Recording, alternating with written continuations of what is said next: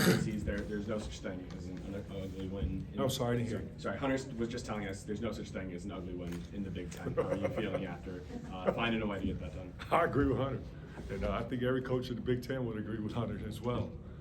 This might be the first time that all the coaches in the Big Ten would agree with him, because and the Big Ten goes back to years before me, and while I was here, years after. It's one of those where the ball is not going to always fall for you offensively. That defensively, sometimes you just have to win it in the mud, and that's one of those victories where we learned a lot from competing. In the Maryland game, and this time only giving up 6 offensive rebounds compared to 15, so that's a big improvement.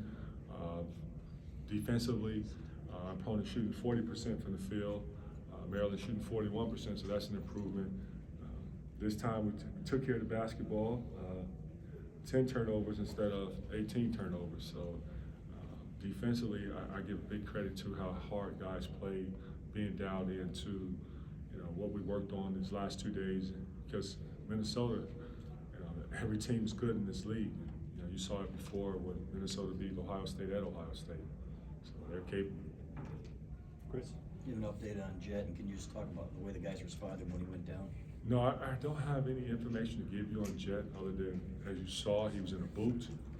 He came back out there to second half to support his teammates, which was great. Feel sorry for the young man because he hates missing basketball. He's in love with the game of basketball. He wanted to help his teammates on both ends of the floor. But now, we're not sure how long he's going to be out. But it goes to show you how our season is panning out. We have so many built-in excuses for injuries, starting with Jalen, our starting point guard, and then you look at Doug. In the Maryland game, Doug stepped on a basketball and turned his ankle, and that he still came out and played in the Maryland game. And you have Kobe Bufkin, with dealing with an injury, and Terrence Williams dealing with an injury. And, you also have Jace out with concussion. Now, hopefully, we'll get him back soon. And, the list keeps going on and keep piling up. And I've been a part of something like that where everyone has somewhat gonna get an injury, but that's a part of the game of basketball. You can't predict it when it ever happens. You wish it never happens to you, your team.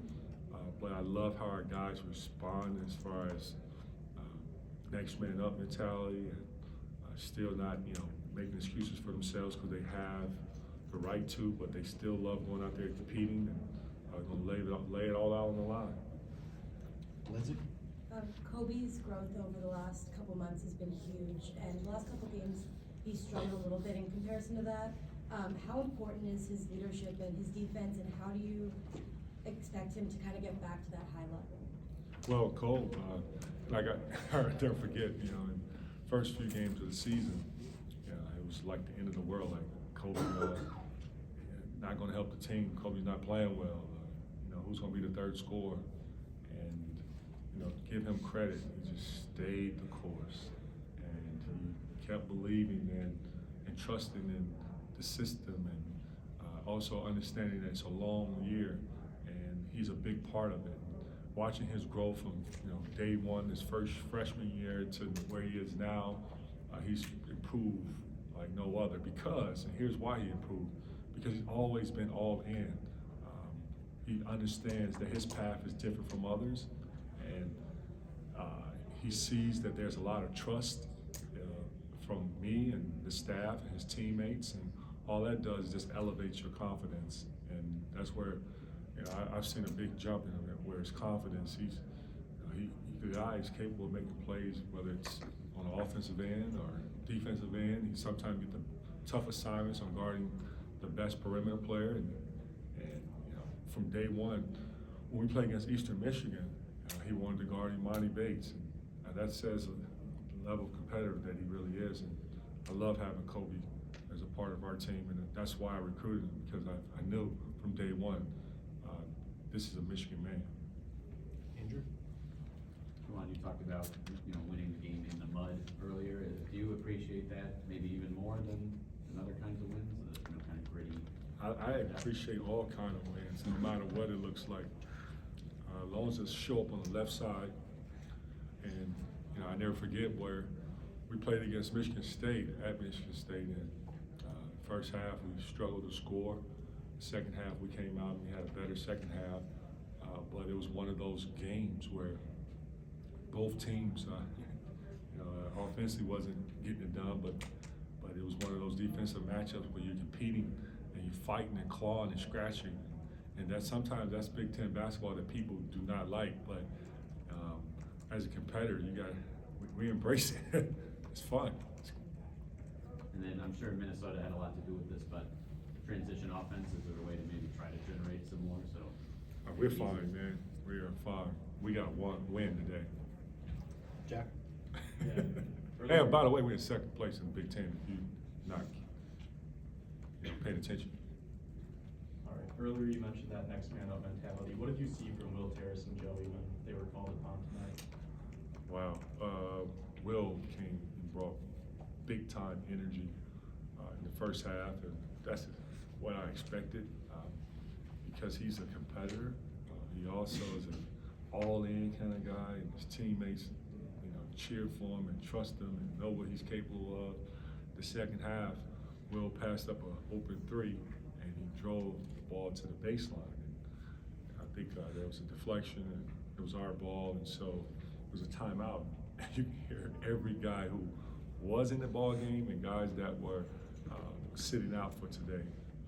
All of them kept telling Will, shoot the ball, because they trust him and they see all the hard work he has put in, and that, as a player, when you have your teammates, encouraging you to be aggressive out there, it's just beautiful to see that this culture of how guys support one another.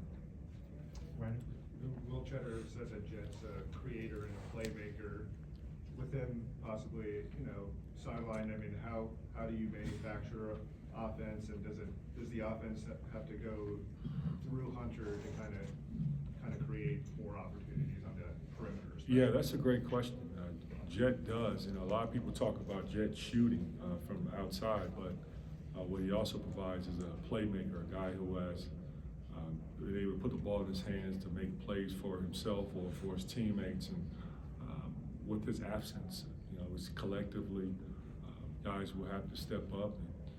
We're not going to be able to get the same, but I'm sure at times with different type of lineups, we will be a competitive group, but offensively we'll figure it out as well as defensively.